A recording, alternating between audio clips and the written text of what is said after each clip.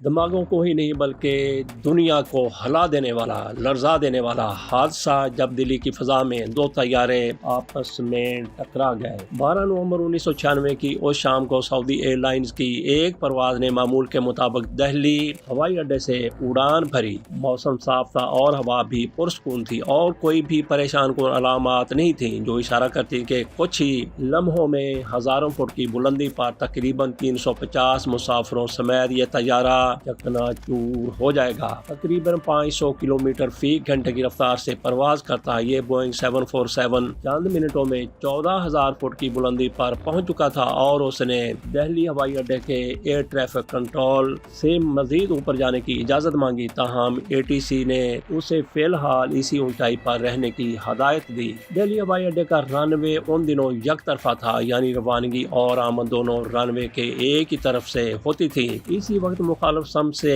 ایک قازق طیارہ IL-76 15,000 fit کی بلندی پر دہلی کی طرف رواں تھا۔ دہلی ATC نے اسے FL-150 یعنی 15,000 فٹ کی بلندی پر پرواز برقرار رکھنے کی ہدایت دی۔ ATC نے قازق طیارے کو یہ بھی بتایا کہ اس کے براہ راست مخالف سمت میں سعودی ایئر لائنز کی فلائٹ محض 10 میل دور ہے اور امکان ہے کہ یہ اگلے 5 منٹ میں قازق طیارے کو عبور کرے گی۔ ATC نے مزید ہدایت دی کہ رپورٹ ایف ان سائٹ، یعنی اگر یہ طیارہ نظر آئے تو ATC کو اطلاع کر دیں۔ قازق طیارے نے دوبارہ فاصلے کا تعین کیا۔ ATC نے جواب دیا کہ ٹریفک اب 8 میل دور ہے اور 14,000 فٹ کی بلندی پر ہے۔ قازق طیارے کے عملے کو یہ کہتے سنا جا سکتا تھا کہ 150 یعنی 15,000 فٹ پر پہنچو، کیونکہ 140 پر وہ رہا۔ دہلی ہائی کورٹ کے جج RC لاہوٹی کی صدارت میں حادثے کی تحقیقات کے لیے قائم شدہ تفتیش میں یہ انکشاف ہوا کہ قازق طیارے کے کاکپٹ میں جو گفتگو ہوئی اس کے مطابق ریڈیو آفیسر نے دونوں جہازوں کے ٹکرانے سے عین 4 سیکنڈ پہلے سعودی طیارے کو سامنے دیکھا۔ یہ واقعہ ہوا بازی کی تاریخ کے بدترین حادثات میں سے ایک تھا۔ اس میں مجموعی طور پر 8 ملکوں کے 351 افراد ہلاک ہوئے، جس میں سعودی ایئر لائنز کی فلائٹ کے 312 مسافر اور عملے کے 23 ارکان تھے، جبکہ قازق ہوائی جہاز میں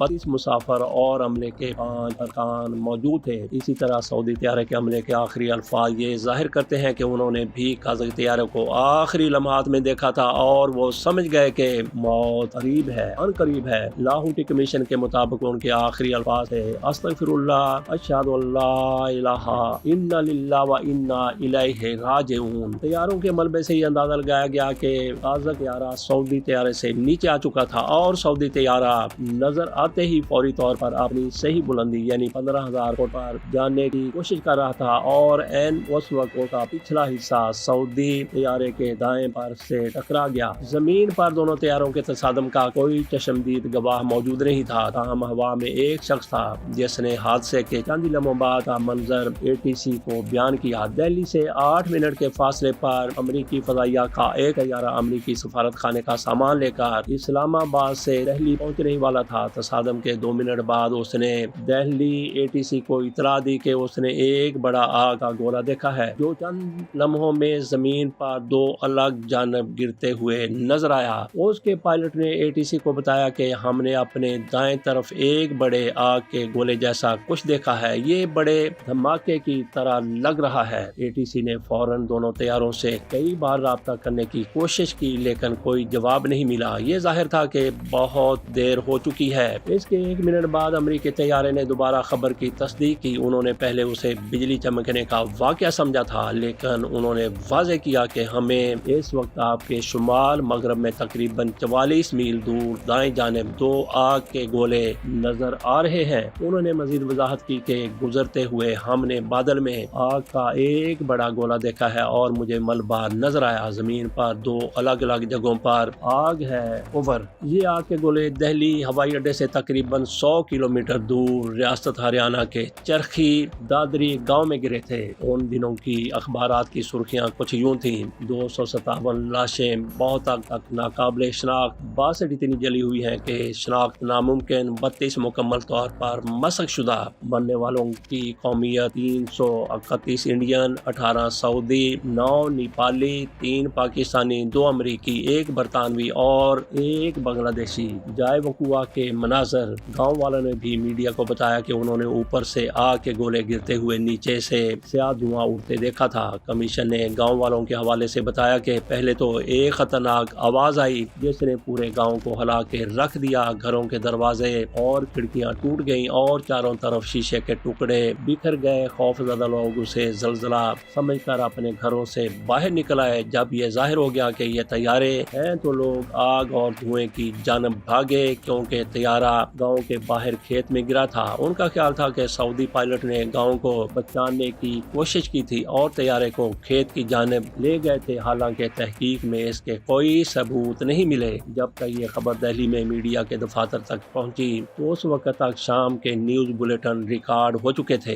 حادثے سے متعلق نامکمل معلومات کی بنا پر صحافی جائے وقوع کی جانب روانہ ہو گئے، لیکن عدم معلومات کی وجہ سے افراتفری میں کچھ ہریانہ کے چرخی دادری کی بجائے اتر پردیش کے دادری گاؤں پہنچ گئے، حالانکہ دونوں مخالف سمتوں میں تقریباً 150 کلومیٹر کے فاصلے پر واقع ہیں۔ مصنفہ نتاشا بدھوار، جو کہ اس وقت NDTV کے لیے کام کرتی تھی، وہاں پہنچنے والی پہلے صحافیوں میں سے ایک تھی۔ وہ بتاتی ہیں کہ جب تک وہ موقع پر پہنچی تو رات کے تقریباً 11:30 بج چکے تھے اور وہ کچھ دور سے یہی دیکھ سکتی تھی کہ جہاز کا ملبہ جل رہا ہے۔ وہ بتاتی ہے کہ قریب جاتے ہوئے وہ یہ سوچ رہی تھی کہ وہ ملبے پر چل رہی ہیں، تبھی ان کا پیر ایک لاش سے جا ٹکرایا۔ ان کے ساتھی کیمرہ مین نے کیمرے کی روشنی جلائی تو یہ منظر دیکھنے کو ملے۔ وہ کہتی ہیں کہ مجھے آج بھی اس کا چہرہ یاد ہے، اس کے چہرے کے نقش، اس کے جسم کا سائز، ایسے لگ رہا تھا کہ وہ سو رہا ہے۔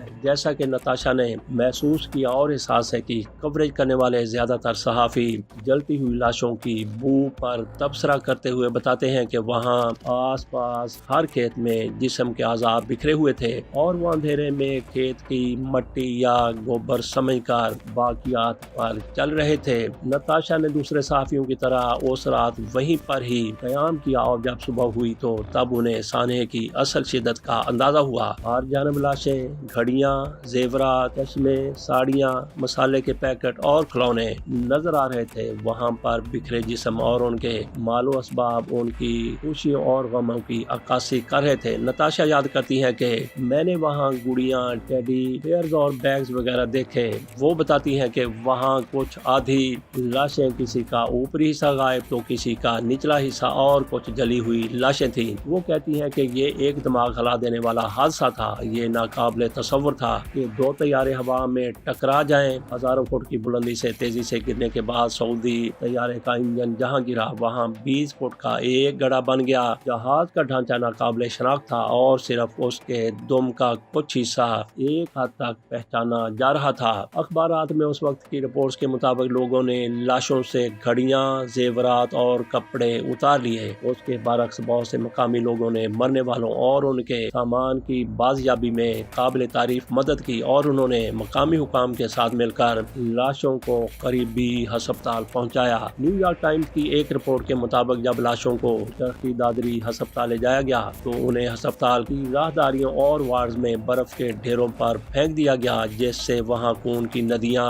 بہنے لگیں۔ کیونکہ مقامی ہسپتال میں لاشوں کو محفوظ رکھنا آسان نہیں تھا اور کئی لاشیں اس حد تک جل چکی تھیں یا بکھر گئی تھیں کہ ان کی شناخت ناممکن تھی اور انہیں جلانا یا ان کی تدفین فوری طور پر ضروری تھی۔ لیکن اس معمولی کام نے چند ہی لمحوں میں انڈین معاشرے کی پرانی تنازعات کو واضح کر دیا۔ ایک ہندو جماعت نے مطالبہ کیا کہ غیر پہچان شدہ جلی ہوئی اور بکھری لاشوں کو ہندو رسومات کے مطابق جلایا جائے۔ مسلمانوں نے اس کی مخالفت کی۔ بالآخر کئی گھنٹوں کے مذاکرات کے بعد یہ طے ہوا کہ ہوائی جہاز میں مسلمانوں اور ہندوؤں نامعلوم مردہ کے تناسب کے مطابق لاشوں اور ان کی باقیات کو تقسیم کیا جائے۔ مجموعی طور پر 76 مسلمانوں، 15 ہندوؤں اور 3 مسیحیوں کی لاشیں ناقابل شناخت تھیں یا ان کے چند اعضاء ملے تھے اور جن کی باقیات کو دفن کیا گیا یا جلایا گیا۔ نتاشا بہت سی لاشوں کے پیچھے دہلی میں ان کے قبرستان شمشان گھاٹ تک گئیں۔ انہوں نے تابوتوں میں لاشوں کے حصے ڈھولتے اور ان میں سے چوہے نکلتے دیکھے۔ وہ کہتی ہیں کہ یہ ان کہانیوں میں سے ایک ہے جس پر مزید لکھنے اور پڑھنے کی ضرورت ہے، کیونکہ لوگ اسے کافی جلدی بھول گئے، کیونکہ اس میں بہت کم افراد شہر سے تھے یا معاشرے کے اعلیٰ طبقے سے تھے۔ دونوں طیاروں میں ایسے افراد سوار تھے جو اپنی زندگیوں کو بہتر بنانے کے لیے امیدیں لیے اپنی عارضی منزلوں کی جانب رواں تھے۔ قازق طیارے کو چند کرغیز تاجروں نے چارٹر کر رکھا تھا جو آنے والے موسم سرما کے لیے سستے کپڑے خریدنے کے لیے دہلی آ رہے تھے۔ سعودی ہوائی جہاز میں زیادہ تر مزدور تھے جو سعودی عرب میں تیزی سے بڑھتے ہوئے تعمیراتی شعبے میں ملازمت کرنے جا رہے تھے۔ 25 سال بعد مرنے والوں کے لواحقین ہچکچاتے ہوئے اور ٹکڑوں میں اپنی کہانیوں کو بیان کرتے ہیں۔ بہار کے گوپال گنج ضلع سے تعلق رکھنے والے خورشید عالم کئی دفعہ سعودی عرب جا چکے تھے۔ ان کی اہلیہ صفیہ خاتون کے لیے ان کی طویل غیر حاضری اب ایک معمول کی بات بن چکی تھی۔ وہ جانتی تھی کہ ان کے سعودیہ جانے کا مطلب ہے کہ وہ اب صرف 2 سال بعد ہی 1 ماہ کے لیے واپس آئیں گے، لیکن بچوں اور اہل خانہ کی خوشحالی کے لیے یہ رخصتی ضروری تھی۔ حادثے کی خبر انہیں اگلی شام کو ملی۔ ان دنوں پل پل کی خبر لینے کے لیے اس کے پاس کوئی فون نہیں تھا۔ وہ اس روز اپنی اداسی اور تنہائی کو مارنے کی کوشش کر رہی تھی جب شام 4 بجے ان کے گاؤں سے ایک شخص آیا اور خورشید کی فلائٹ کے بارے میں دریافت کیا۔ اس نے ریڈیو پر خبر سنی تھی کہ دہلی کے باہر کوئی طیارہ گر گیا ہے۔ اس کا خدشہ صحیح تھا۔ خاندان کی معمولی سی بچت لے کر ان کے بھائی سمیع اللہ فوراً دہلی کی طرف روانہ ہو گئے۔ زیادہ فاصلے اور رستوں کی مشکلات کی وجہ سے وہ تیسرے دن چرخی دادری پہنچے۔ وہاں انہیں بتایا گیا کہ لاشوں کو دہلی کے ایمز ہسپتال میں بھیج دیا گیا ہے۔ وہ اور دوسرے متاثرین بتاتے ہیں کہ ہر طرف انتشار کا سما تھا۔ لواحقین جائے حادثہ دہلی ہوائی اڈے اور ہسپتالوں میں اپنے رشتہ داروں کی تلاش میں بھٹک رہے تھے۔ اہلکاروں کے پاس تسلی بخش جواب نہیں تھے اور دور دراز سے آئے رشتہ داروں کو نہیں معلوم تھا کہ انہیں کس سے رابطہ کرنا ہے۔ اس وقت کے اخبارات کی رپورٹس حالات کی عکاسی کرتی ہیں۔ انڈین ایکسپریس کے اداریہ نے حالات کو حکام کی کاہلی اور بے حسی کا مظاہرہ قرار دیا۔ ٹائمز آف انڈیا نے لکھا کہ دلی میں لاشوں کی آمد کے 12 گھنٹے بعد بھی انہیں تابوتوں میں نہیں ڈالا گیا تھا۔ ان میں سے چند دھوپ میں پڑی تھی اور ان کے اوپر کوے منڈلا رہے تھے۔ اسی رپورٹ میں یہ بتایا گیا کہ تابوتوں کے لیے لواحقین کے درمیان لڑائیاں ہو رہی تھیں اور انہیں تابوت حاصل کرنے کے لیے رشوت دینا پڑ رہی تھی۔ سمیع اللہ ایمز پہنچے لیکن لاش وہاں بھی نہیں ملی۔ افسردگی اور الجھن میں وہ سب اپنے بھائی کی لاش کے بارے میں دریافت کر رہے تھے کہ تبھی کسی نے بتایا کہ دلی میں ایک اور ہسپتال ہے جہاں اس حادثے میں ہلاک ہونے والوں کی لاشیں بھیجی گئی ہیں۔ آخر کار متعدد ٹرکوں میں تلاش کرنے کے بعد چوتھے دن رات کے 11 بجے لاش ملی۔ 5ویں دن وہ اپنے گاؤں پہنچے تو لاش سے ناقابل برداشت بدبو آ رہی تھی، لیکن وہ اس بات سے پرسکون تھے کہ ان کے بھائی کا جسم مکمل طور پر سلامت تھا۔ وہ کہتے ہیں کہ ہمیں جسم پر ایک بھی خراش نظر نہیں آئی۔ ہاں، ان کی جیب میں جو پیسے تھے وہ ضرور غائب تھے۔ خورشید کے ساتھ اسی حادثے میں ان کے گاؤں کے ایک اور شخص ہلاک ہوئے تھے لیکن ان کی لاش نہیں مل سکی۔ گاؤں والوں نے لاش نہ ملنے پر ان کا غائبانہ نماز جنازہ ادا کیا۔ سلیم اعجاز کی شادی کو محض چند ہی ہفتے ہوئے تھے کہ وہ گھر سے سعودی عرب کے لیے روانہ ہوئے۔ اکثر ایسا ہوتا ہے کہ ان ملکوں میں کمپنیاں چھٹیوں کا شیڈول اس طرح سے جاری کرتی ہیں کہ ملازم کے ویزے کی میعاد چھٹیاں ختم ہونے کے ساتھ ہی ختم ہو۔ یہ ایک مؤثر حربہ ہے جو یہ یقینی بناتا ہے کہ ملازمین اپنی چھٹی نہ بڑھا سکیں۔ اسلم ان لوگوں میں شامل تھے جو کہ ویزا کی وجہ سے خاصے محتاط تھے۔ چھٹیاں باقی ہونے کے باوجود انہوں نے احتیاطاً چھٹی ختم ہونے سے پہلے ہی واپس جانے کا فیصلہ کیا تھا۔ دہلی میں ان کے قریبی رشتہ دار امیر الحق انہیں ایئرپورٹ پر رخصت کرنے گئے تھے۔ رسمی کارروائیوں کو مکمل کرنے کے بعد اسلم نے ایئرپورٹ کے شیشے کے اندر سے اشارہ کیا کہ سب کچھ ٹھیک ہے، اب آپ جا سکتے ہیں۔ انہیں گھر لوٹ کر ابھی 1 یا آدھا گھنٹہ ہی گزرا تھا کہ ان کے پڑوسی کرایہ دار نے انہیں بتایا کہ اس نے ٹی وی پر خبر سنی ہے کہ سعودی عرب کی ایک فلائٹ گر گئی ہے۔ انہوں نے فوراً اپنے گاؤں کے واحد فون پر کال کی اور یہ خبر دے دی۔ گھر والوں کو یقین نہیں ہو رہا تھا کہ ایسا ہوا ہے۔ پھر انہوں نے اگلے دن اخبارات میں شائع ہونے والے ہیلپ لائن نمبر پر کال کی۔ گھر والوں نے پوچھا کہ کیا اسلم اعجاز نام سے کوئی مسافر آپ کی لسٹ میں فہرست میں شامل ہے؟ انہوں نے کہا کہ اسلم اعجاز تو نہیں، اسلم زاد ہے۔ گھر والوں کے لیے خبر کی تصدیق کے لیے اتنا ہی کافی تھا۔ دہلی میں اسلم کے قریبی رشتہ دار فوراً جائے حادثہ کے لیے روانہ ہو گئے۔ وہ بھی ریاست ہریانہ کے چرخی دادری کی بجائے اتر پردیش کے دادری گاؤں پہنچ گئے اور جب تک وہ چرخی دادری پہنچے دوپہر ہو چکی تھی۔ اس وقت تک حکام نے مقامی لوگوں کی مدد سے قابل شناخت لاشوں کو مقامی ہسپتال منتقل کر دیا تھا۔ انہوں نے ہسپتال میں لاشوں کے ڈھیر میں بہنوئی کی قمیص سے انہیں پہچان لیا۔ ان کے کان سے خون آ رہا تھا اور ایک پیر ٹوٹ گیا تھا، لیکن اس کے علاوہ جسم ٹھیک تھا۔ لیا سلم کا سعودی عرب کا تیسرا سفر ہوتا۔ جب وہ پہلی بار وہاں سے واپس آئے تو وہ پر امید تھے کہ شادی کرنے کے بعد لوٹیں گے، لیکن ایسا ممکن نہیں ہوا۔ حالانکہ دوسرے دورے میں شادی ہو گئی، لیکن اس کے 21 دن بعد وہ ہلاک ہو گئے۔ اس سانے میں مرنے والوں کی اکثریت ان علاقوں سے تھی جو انڈیا کے غریب ترین علاقوں میں سے ہیں، مثلاً اتر پردیش اور بہار۔ خورشید کا تعلق گوپال گائیں سے تھا اور انہی کے گاؤں کے ایک اور شخص کی موت ہوئی تھی۔ مرنے والا ایک شخص ان کے گاؤں سے صرف 12 کلومیٹر دور جگ ملوا گاؤں سے تعلق رکھتا تھا۔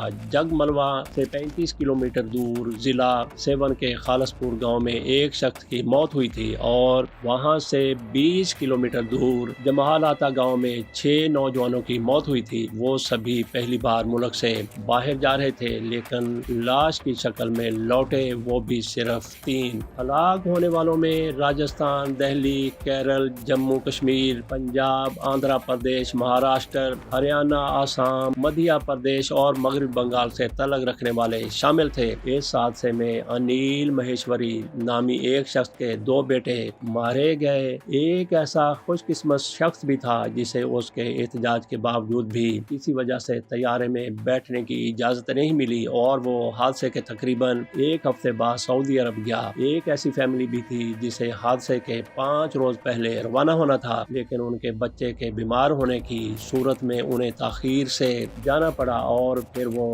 اوپر ہی چلے گئے۔ حادثے میں ہلاک ہونے والی ایک برطانوی نرس سعودی عرب منتقل ہونے والی تھی اور اپنے نئے ہسپتال میں نوکری کی شروعات کرنے سے پہلے انڈیا میں چھٹیاں منا کر واپس جا رہی تھی۔ طیارے میں مسافروں کی طرح پائلٹوں کی بھی اپنی کہانیاں تھی۔ کیپٹن خالد اشبیلی کے بڑے بھائی شارجہ میں تھے جب انہوں نے حادثے کی خبر سنی اور خبر کی تصدیق کے بعد فوراً نئی دہلی روانہ ہو گئے اور براہ راست جائے حادثہ پر پہنچے۔ سعودی ایئر لائنز کے ایک سابق پائلٹ انس القوز اپنی کتاب موافق تیار میں لکھتے ہیں کہ وہ حادثے کے تیسرے دن اپنے بھائی کی لاش تلاش کرنے میں کامیاب ہوئے۔ انس مزید لکھتے ہیں کہ جب کیپٹن خالد الشبیلی کے بڑے بھائی ہوائی جہاز کی بکھری اور جلی ہوئی باقیات کی طرف نظر دوڑا رہے تھے، تبھی ایک امدادی کارکن نے آواز دی، یہاں طیارے کے نیچے کچھ لاشیں ہیں۔ انس کیپٹن خالد الشبیلی کے بھائی کا حوالہ دیتے ہوئے لکھتے ہیں کہ یہ انہوں نے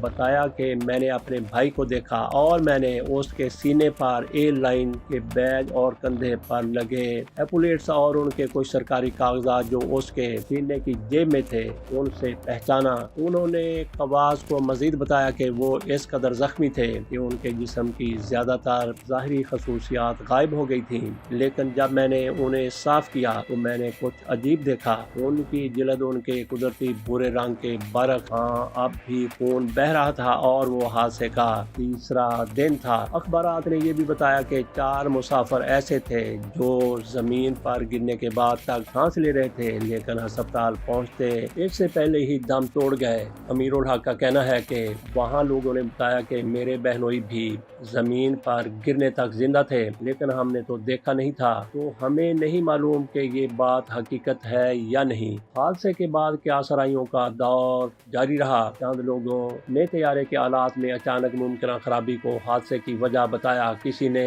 دلی ATC کے آلات کو آؤٹ ڈیٹڈ کہا تو کچھ نے پائلٹوں کو مورد الزام ٹھہرایا۔ جب بلیک باکس کی تحقیق کا وقت آیا تو اسے انڈیا میں کھولنے کے لیے فریقین متفق نہیں ہو سکے۔ لاہوٹی کمیشن نے انڈیا کی نیشنل ایروناٹیکل لیبارٹری میں ریکارڈ حاصل کرنے کی تجویز دی تھی، لیکن دونوں ایئر لائنز نے لیب کی صلاحیتوں پر خدشات کا اظہار کیا اور انڈیا سے واحد ڈی کوڈنگ پر اصرار کیا۔ بالآخر فیصلہ یہ ہوا کہ قازق ایئر لائن اپنے بلیک باکس کی تحقیق ماسکو کی ایک لیب میں کروائیں گے اور سعودی ایئر لائن برطانیہ کی ایک لیب میں۔ لاہوٹی کمیشن اور فریقین کو اس عمل کا مشاہدہ کرنے کے لیے دونوں جگہوں پر موجود رہنے کی اجازت۔ جائے حادثہ کا دورہ، ATC کے عملے سے ملاقات اور فلائٹ ریکارڈ ڈیٹا اور وائس ریکارڈ یعنی بلیک باکس کا تجزیہ کرنے کے بعد لاہوٹی کمیشن نے یہ نتیجہ اخذ کیا کہ تصادم کی بنیادی اور تخمینی وجہ قازق طیارے کا بلا اجازت 14,000 فٹ کی کم اونچائی اختیار کرنا اور ہدایت کے مطابق 15,000 فٹ پر قائم نہ رہنا ہے۔ کمیشن نے وضاحت کی کہ قازق طیارے کے حادثے کی ایک وجہ قازق پائلٹ کی انگریزی زبان کا ناکافی علم تھا، جس کے نتیجے میں ATC کی ہدایات کی غلط تشریح کی گئی سمجھی گئی۔ کمیشن نے کہا کہ دونوں طیاروں کو ATC کی طرف سے واضح اور مناسب ہدایات دی گئی تھی جو کہ طے شدہ طریقہ کار کے مطابق تھی اور دہلی ہوائی اڈے کی یک طرفہ ہوائی راہداری نے حادثے میں کوئی کردار ادا نہیں کیا۔ کمیشن نے یہ بھی کہا کہ تصادم سے تقریباً 30 سیکنڈ پہلے دونوں طیارے بادل کی تہہ میں داخل ہوئے تھے اور ایک کمزور قسم کا ٹربولینس ہوا تھا، لیکن اس سے کوئی ہنگامہ کی صورتحال نہیں پیدا ہوئی تھی۔ اس نے یہ بھی نتیجہ حاصل کیا کہ یہ تصادم کسی براہ راست یا بالواسطہ تخریب کاری یا اندرونی دھماکے یا دونوں ہوائی جہازوں میں سے کسی کی مکینیکل خرابی کا نتیجہ ہرگز نہیں تھا۔ اس نے مزید کہا کہ حالانکہ ہوائی اڈے کے ماڈرنائزیشن کا کام جاری ہے، لیکن وہاں سیکنڈری ریڈار دستیاب نہیں جو کہ دوری کے علاوہ طیارے کی بلندی بھی بتاتا ہے۔ یہ بات عام طور پر تسلیم کی جاتی ہے کہ اس وقت دلی کے ہوائی اڈے کا ریڈار سسٹم پرانا تھا جو فاصلے کا حساب تو لگا سکتا تھا لیکن بلندی کا نہیں۔ اس وقت پائلٹ ایسوسی ایشن کے صدر BK بھلا کا کہنا ہے کہ انہوں نے حادثے سے چند ماہ قبل حکومت ہند کو خط لے کر آگاہ کیا تھا اور خدشہ ظاہر کیا تھا کہ اگر نئے آلات نہیں لگائے گئے تو اس طرح کے واقعات ہو سکتے ہیں۔ وہ کہتے ہیں کہ اس وقت پورے ملک میں ریڈار نہیں تھے جو کہ جہازوں کو آس پاس کے جہازوں کے بارے میں بتاتا ہے۔ وہ کہتے ہیں کہ میں نے 3 واقعات مثال کے طور پر پیش کیے جو کہ ہوا میں پائلٹ کی عقل مندی کی وجہ سے حادثے میں تبدیل ہونے سے بچے تھے۔ میں نے لکھا اگر یہ مندرجہ ذیل اقدامات نہیں لیے گئے تو ہوا میں تصادم ناگزیر ہے۔ وہ کہتے ہیں کہ میں نے صرف مسئلہ ہی نہیں بتایا، میں نے اس کا حل بھی تجویز کیا تھا لیکن اس پر عمل کریش کے بعد ہوا۔ اس حادثے کے بعد دہلی میں ریڈار کے نظام کو آخر کار ماڈرنائز کیا گیا۔ Directorate general of civil aviation نے انڈیا کے اندر اور باہر جانے والے تمام طیاروں میں ہوائی ٹکراؤ سے بچنے کے نظام کا ہونا لازمی قرار دیا۔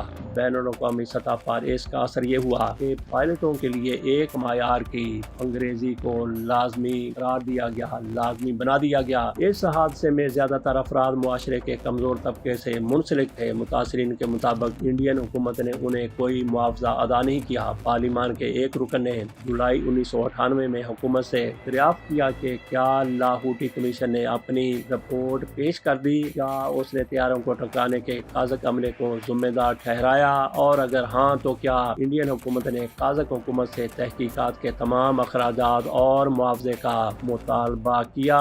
وزیر برائے سول ایویشن نے صرف اتنا جواب دیا کہ ہاں کمیشن نے رپورٹ پیش کر دی ہے اور رپورٹ زیر غور ہے۔ تاہم سعودی حکومت نے ہار مرنے والے شخص کے لواحقین کو 12,000 پاؤنڈ ادا کیے۔ حادثے کے برسوں بعد بھی اس طرح ہوا میں طیاروں کا ٹکرانا ناقابل یقین صورتحال نظر آتی ہے، لیکن 349 افراد کی اموات حتمی ہے، کم از کم ان کے لیے جنہوں نے اپنے کسی قریبی کو اس حادثے میں کھویا۔ چند کو حالات نے اتنا مجبور کر دیا کہ انہیں اپنے مرنے والے شوہر کے بھائی سے شادی کرنی پڑی، چند کو کم عمری میں روزی تلاش کرنا پڑی اور چند کو کتابوں کی قربانی دینا پڑی۔ چند نے زیادہ معاوضے کے مطالبے کے لیے مقدمہ دائر کیا لیکن عدالت نے اسے یہ کہتے ہوئے مسترد کر دیا کہ مدعی نے اس مقدمے کے لیے صحیح وقت پر انڈین حکومت کی اجازت نہیں لی تھی، جو کہ غیر ملکی ریاست یا سفیر کے خلاف مقدمے کے لیے لازمی ہوتا ہے۔ دریں اثنا مقامی حکومت نے مبینہ طور پر چرخی دادری میں مرنے والوں کے لیے ایک میموریل بنانے کے منصوبے کا اعلان کیا۔ اخباروں کے مطابق اس منصوبے کے تحت وہاں پر ایک میموریل اور سیاحتی مرکز تعمیر کیا جائے گا۔ اس کے لیے 15 سے